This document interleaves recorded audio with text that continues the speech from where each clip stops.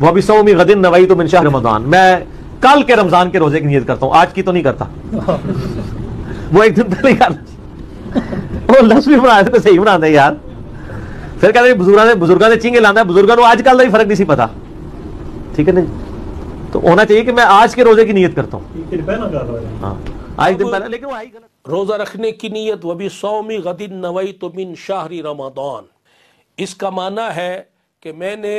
ماہ رمضان کے کل کے دن کا روزہ رکھنے کی نیت کی۔ اور یہ نیت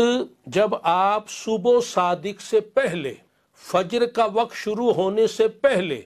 سحری ختم ہونے سے پہلے جب آپ روزہ رکھنے کی نیت کریں گے تو ان الفاظ میں کریں گے وَبِصَوْمِ غَدٍ نَوَيْتُ مِنْ شَهْرِ رمضان، کہ میں نے ماہ رمضان کے کل کے دن کا روزہ رکھنے کی نیت کی،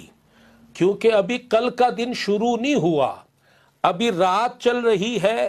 جب صبح صادق ہوگی، فجر کا وقت شروع ہوگا، سحری کا وقت شرن ختم ہوگا، تو پھر وہ اگلا دن شروع ہوگا۔ اس لیے نیت یہ کی جاتی ہے کہ جو آنے والا دن ہے، یہ آئندہ کا جو دن ہے، یہ جو کل کا دن چڑھنے والا ہے، اس کے روزے کی میں نے نیت کی ہے۔ اور اگر کسی میرے بھائی بہن نے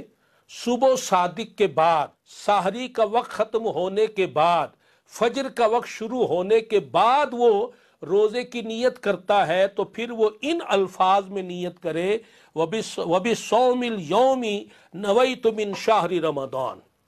کہ میں نے ماہ رمضان کے آج کے دن کے روزے کی نیت کی، کیونکہ جب فجر شروع ہو گئی، صبح صادق کا وقت شروع ہو گیا، سحری کا وقت ختم ہو گیا، تو اب دن بھی شروع ہو گیا۔ اب وہ غدن نویتو والی نیت نہیں کرے گا، بلکہ وہ وَبِصَوْمِ الْيَوْمِ نَوَيْتُ مِنْ شَهْرِ رمضان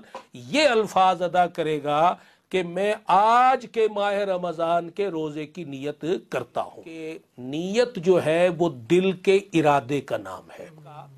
اگر دل میں ارادہ ہے روزہ رکھنے کا، زبان سے اگر